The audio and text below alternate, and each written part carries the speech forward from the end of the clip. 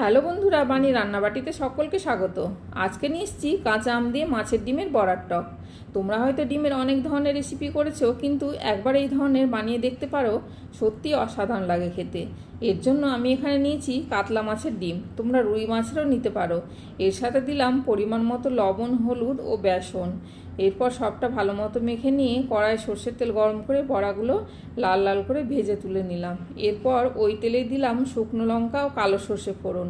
তারপর কাঁচা আমটা দিয়ে একটু নাড়াচাড়া করে ভাজা হলে তাতে দিলাম লবণ, হলুদ ও কাশ্মীরি লঙ্কার গুঁড়ো।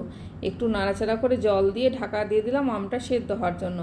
আমটা সেদ্ধ হয়ে আসলে এরপর বড়াটা দিয়ে দিলাম আর 1 চামচ চিনি দিয়ে আবার একটু ঢেকে দিলাম বড়াটা নরম হওয়ার জন্য। ঢাকা খুললেই নাড়াচাড়া করে রেডি আমাদের মাছের ডিমের বড়ার টক। আজকের ভিডিওটি তবে এখানে রাখছি, পরের ভিডিও নিয়ে আবার চলে আসবো। সবাই ভালো থেকো, সুস্থ থেকো, চলো টাটা।